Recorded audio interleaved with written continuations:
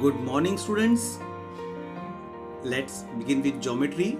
Now we'll start with chapter number 3, that is circle, exercise 3.1.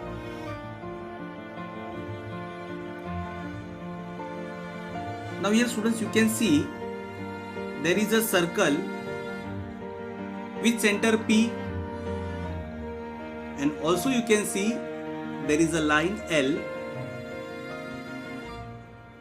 which touches the circle at point Q, and this line L is tangent to the circle. So we have tangent theorem, that is tangent at any point of a circle is perpendicular to the radius through the point of contact. Means you can see circle with center P. Now from P you can see a line is drawn perpendicular, that is PQ. So that means tangent will be perpendicular to the radius.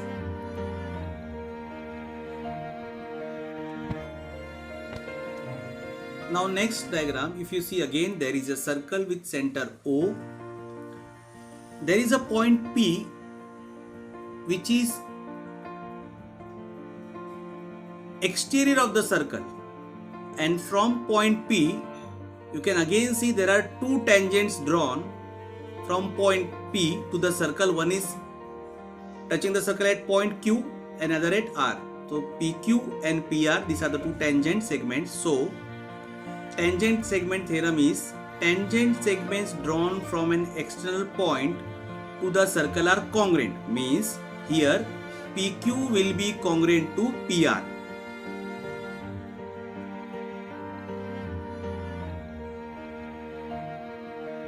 Now we'll move on to question number 1. See, I will read out the question. According to diagram in the figure, the radius of a circle with center C, you can see there is a circle with center C, and the radius of a circle is 6 cm. Means if you draw a segment from center to any point on the circle, that will be the radius. So here, if I do the construction part, if I join CA, that will be my radius. So that means CA is the radius, which is 6 cm, which is given, and also there is a line AB which is tangent to the circle at point A. You can see line AB is a tangent to the circle at point A. Now answer the following questions. In that, sub question number 1 is, what is the measure of angle CAB? Now check the diagram. What is the measure of angle CAB? Now what we'll do, first we'll go for the construction part. See, join AC and CB. These were not joined. I have joined it in the diagram by construction. So see, first I will join AC and then I will join BC or CB. So now students, it is given that AB is tangent to the circle at point A. So that means we know tangent is perpendicular to the radius. So that means angle CAB will be 90 degree. The reason is tangent at any point on of a circle is perpendicular to the radius to the point of contact. So measure of angle CAB is 90 degree. Now we'll move on to next sub question, that is sub question number 2. You can see again same question, but sub question number 2, diagram remains same. Now see, what is the distance of point C from line AB and why? It's very simple. It is given that radius of a circle is 6 cm. So that means distance of point C from AB is 6 cm, since it is the radius of a circle. This was sub question number 2. Now we'll move on to sub question number 3. Now you can see what is given. Distance of AB is 6 cm. This is given part. AB is 6 cm. Now we have to find out BC. Now students, see, a triangle is formed here. You can see ABC or CAB. it is an right angle triangle. Angle A is 90 degree. We know why A is 90 degree, because AB is the tangent and tangent is perpendicular to the radius. So angle A is 90 degree. AC or CA, that is radius 6 centimeter given, and AB is now given 6. So I will use here Pythagoras theorem. Now you can see by Pythagoras theorem, hypotenuse square, that is BC square, will be equal to side 1 square plus side 2 square, means CA square plus AB square.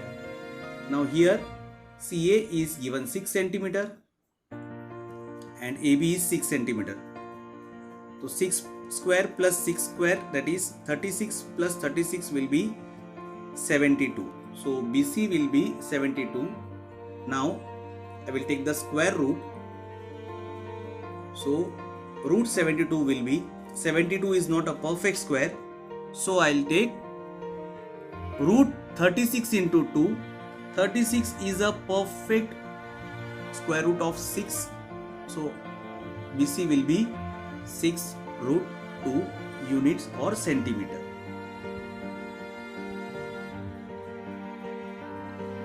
Now we'll move on to sub question number 4. Same question but sub question number 4. So diagram remains same. Now see, what is the measure of angle ABC and why? Now see the diagram, students. AC was the radius which was given 6 centimeter. Also AB was given 6 centimeter. Now that means in triangle ACB or ABC, we can say that AB and AC, these both are 6, means they both are congruent. So we know when two sides of a triangle are congruent to each other, it is an isosceles triangle. That means base angles will be congruent to each other. Now here if you consider triangle CAB or BAC, AB and AC are congruent, means angle B will be equal to angle C as their base angles. So see, in right angle triangle AB and AC, these both are 6 centimeter. That means angle C, means ACB, is equal to angle B, means angle ABC, since the reason is isosceles triangle theorem. So both are congruent. So I will say that let angle C equal to angle B equal to angle X. So now when I consider a triangle, full triangle, we know all three angles, the total will be 180. That means angle A plus angle B plus angle C will be 180. So see, angle CAB means angle A plus angle C plus angle B will be 180. Now angle A is 90. Since we know tangent is perpendicular to the radius, so 90 plus x equal to 180. Now x plus x will be 2x. So 2x equal to 180 minus 90. So 2x will be 90. X will be 90 divided by 2 will be 45 degree. Means angle B and angle C both will be 45 degree each. Means angle ABC will be equal to 45 degrees.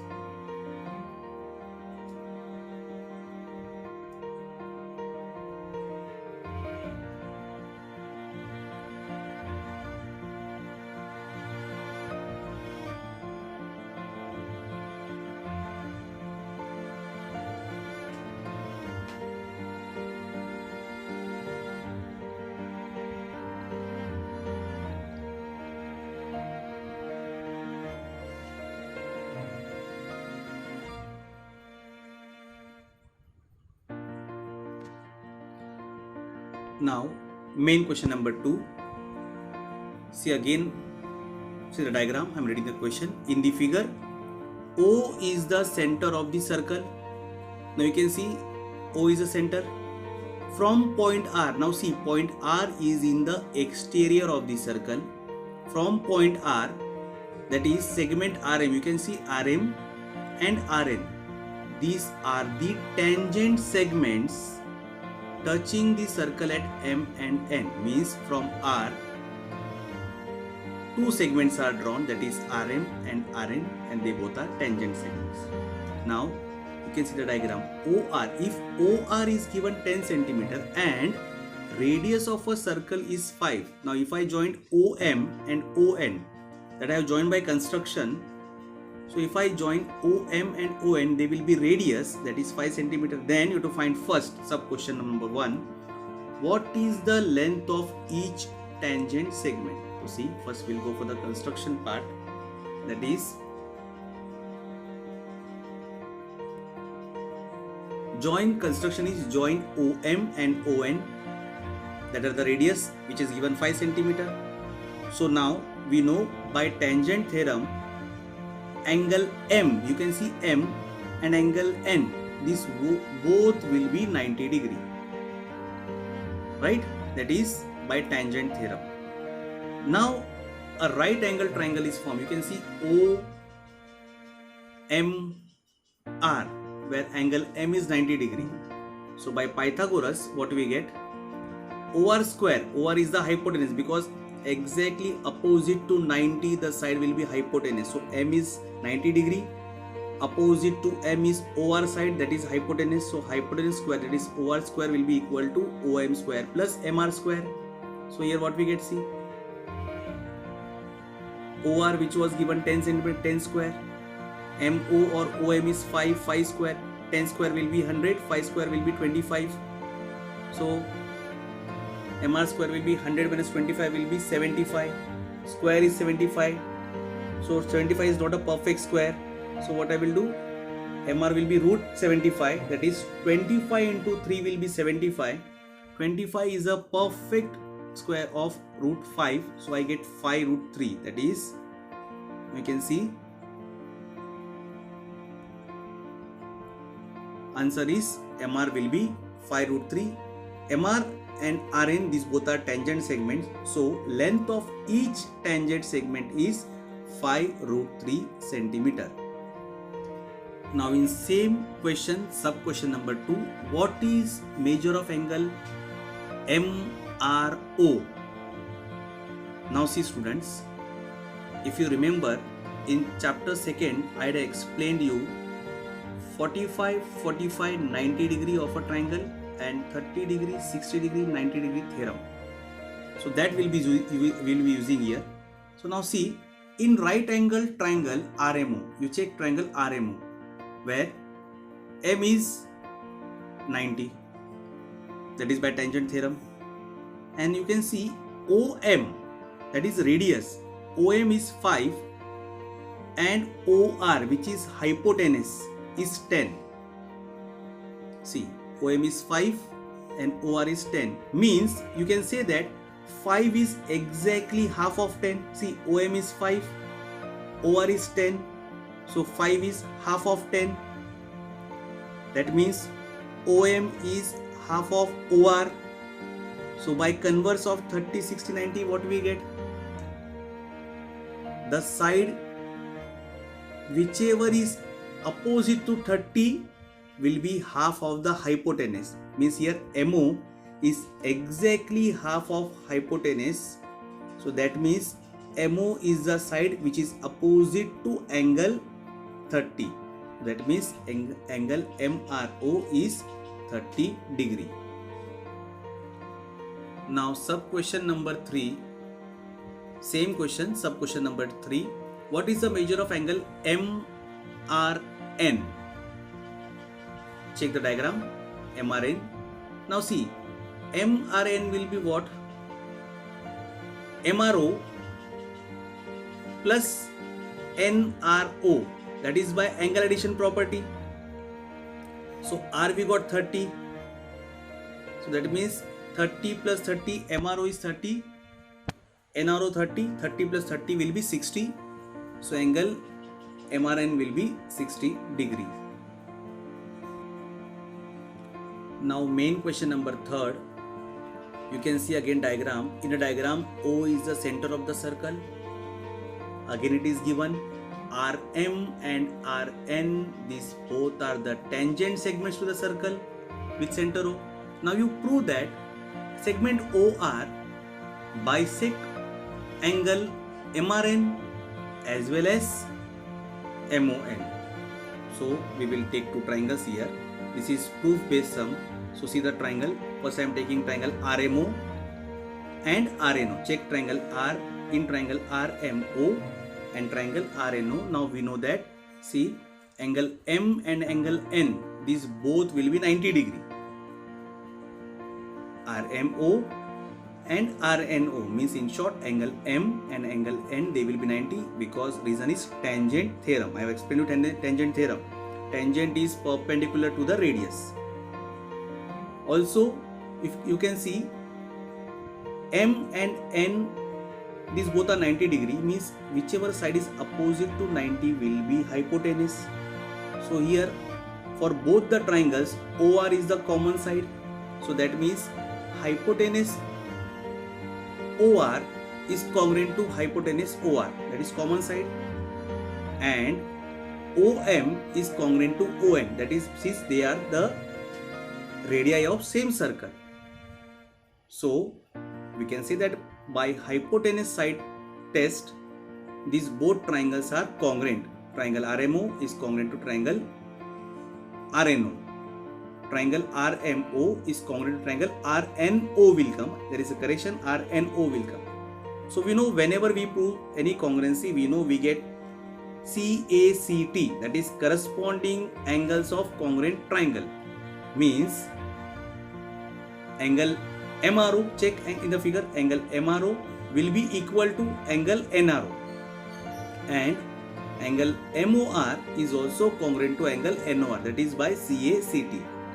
So they are congruent, means that means the segment QR bisects angle MRN as well as angle MON.